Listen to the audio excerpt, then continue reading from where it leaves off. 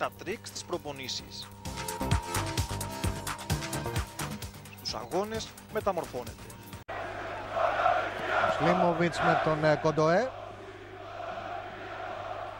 Και η μπάλα για το... Ο ΠΑΟΚ στην αντεπίθεση τώρα. Δεν μπορεί ο Μάκος και ο Κοσεϊσάου φεύγει, τον κυνηγάει ο Κοντοές απέναντι στον Κρέσιτς. Ευκαιρία, πρόλαβε ο Κοντοές 2-0 και να νιώσει ότι τελειώνει το παιχνίδι. Ο Κοσεϊσάου που φαίνεται ότι έχει τραυματιστεί κιόλας, βλέπετε ξανά απέναντι στον Κρέσιτς. Απλώνει το πόδι το Κοντοές που έκανε την κούρσα και βγάζει σε κόρνερ. Ακούμε τον Γιώργο Βασιλείου. Γύρισε σφίγγοντας την γροθιά του Ευαλκλίν, ενώ όταν είδε τον Γιάννη Κοντοέ να διώχνει την μπάλα σε... Λίστρισε, γι' αυτό έδωσε τη δυνατότητα στο Μπακαγιώκο να πάρει και να δώσει αμέσως για τον Μουσλίμοβιτς. Τον ευνηδίασε νομίζω. Δεν περίμενε αυτή την πάσα ο Βόσνιος επιθετικός. Το πλάγιο είναι για τον Σνάουτσνερ. Για τον Μουσλίμοβιτς. Για τον Μουσλίμοβιτς. Και γρήγορα ο Κοντοές και έδιωξε. Ο Κοντοές ελέγχει.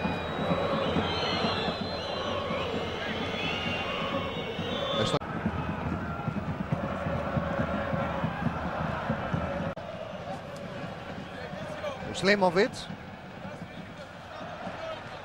Κοντρέρας. Κυνηγάει ο Μουσλίμοβιτς, ο Κοντοές πρώτος στην μπάλα. Το ρίχνει κάτω. Μουσλίμοβιτς φάουλ. Καρτουκάει μπάλα ο Μπακαγιώκο. Ο Λάκης δεν μπορεί να περάσει από τον Μητσόπουλο που τον σταμάτησε.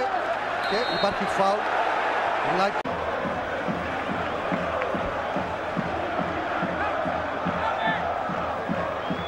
Το Βερόν. Ο Κοντοές διώχνει τώρα να απειλήσει τον Πανιόνιο.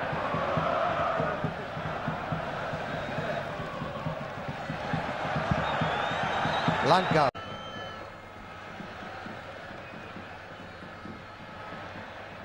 Έκοψε ο Κοντοές. Μουσλίμοβιτς. Ο Κούμπα και μετά με τον Καγιώκο.